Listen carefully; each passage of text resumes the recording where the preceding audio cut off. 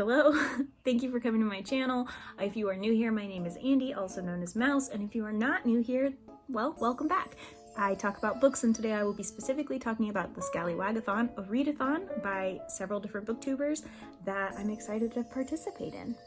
It is a choose-your-own-adventure prompt style reading rush. It is put on by Hardback Hoarder, Read a Little Books, and Paper Fairy. I had to check because the only person I previously knew well was Hardback Hoarder, which is where I heard about the readathon. I don't generally do videos for readathons. I'm not good about keeping up with them, but this one seemed really exciting and I liked the way that the prompts are done. So the idea is that you make 4 stops on the map, and the stops are the prompts. So my goal with this video and with editing, sorry in advance to editing me, is I'll include the prompts here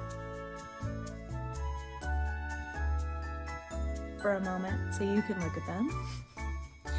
But I'll also include links down below to their website and Twitter, and their Twitter has all of the rest of their information.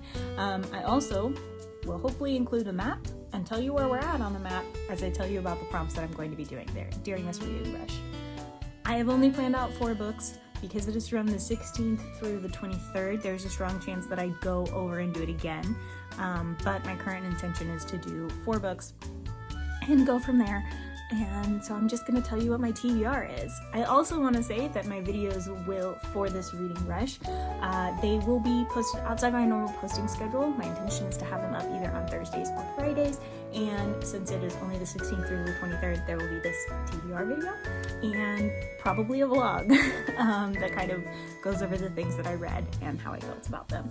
I will be tweeting about this too, so don't forget to follow me on Twitter. All of my socials are going to be linked down below. I think that that's all the information. Oh, there is also a prize. So that's exciting. Let's get into it. Let me tell you about some of the books that I'm going to be reading for this, okay?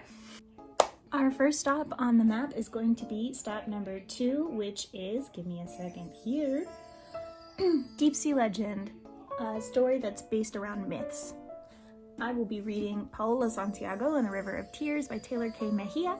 It is about Paola, and as she's like obsessed with space and science and all of that, but she does still follow the rule of stay away from the river. This is essentially like a retelling or a telling about the Tale of La Llorona, and sorry if I mispronounced that. Kind of a tale on the tale of that fable and legend. So I'm really excited to read that. It is middle grade, but it's super cute, and so that's what I will be reading for our first stop. Our second stop is stop number 7, Precious Cargo, which is a middle grade read. I know you would probably think Paola Santiago as if I didn't have another one ready. This book is Go Squad by Claribel A. Ortega, or Claire Ortega. I watch her Twitch streams. I really enjoy her books, and I got this one when it came out.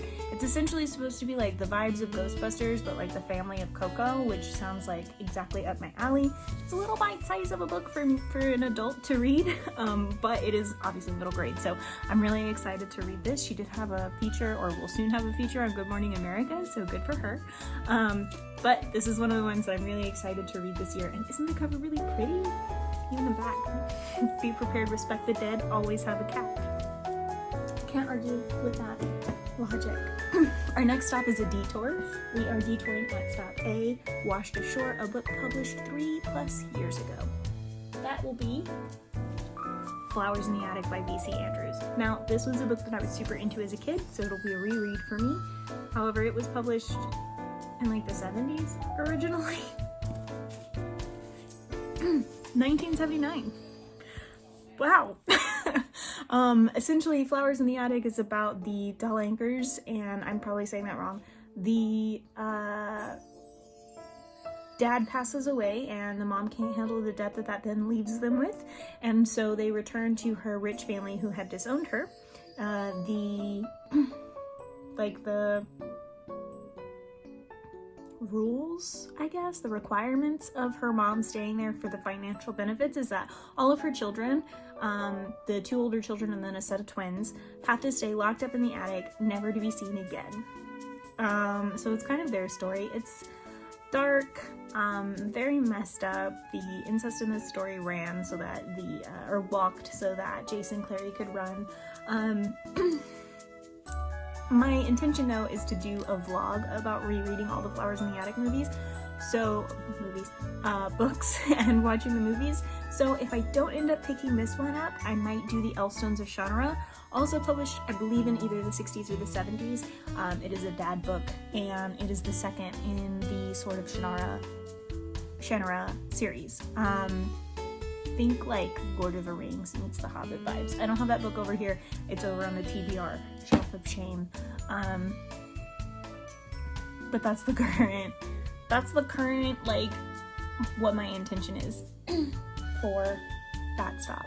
Our next stop will be number 9.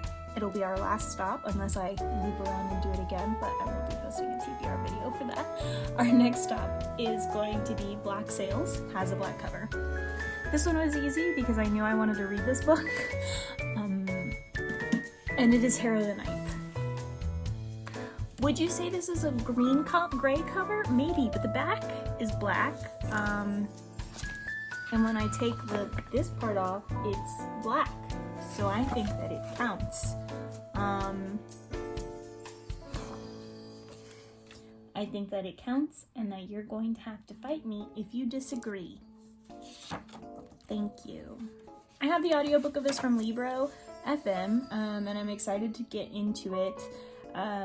But it is the sequel to Gideon the Ninth by Tamsin Muir, and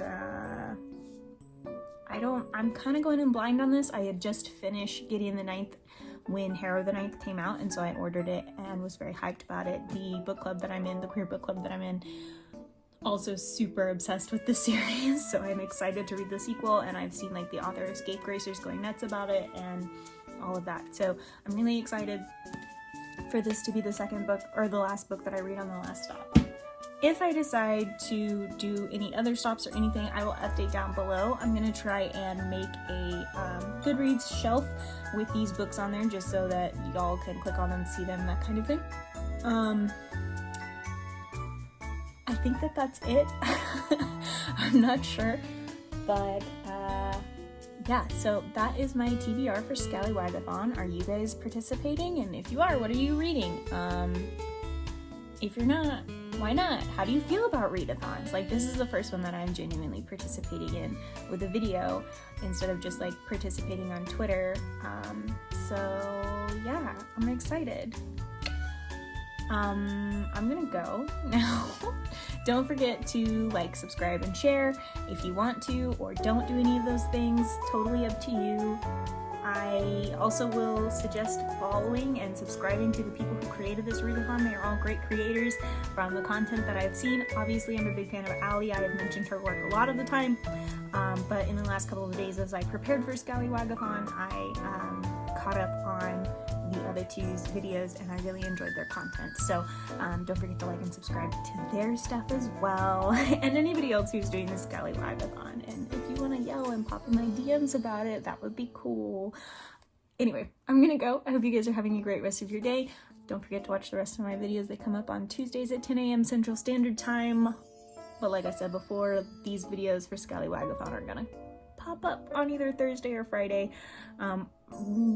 Probably closer to like 2 p.m. Central Standard Time, because it just kind of depends on filming and editing for me. So I'm gonna go, like I said. Hope you guys are having a great day. Bye.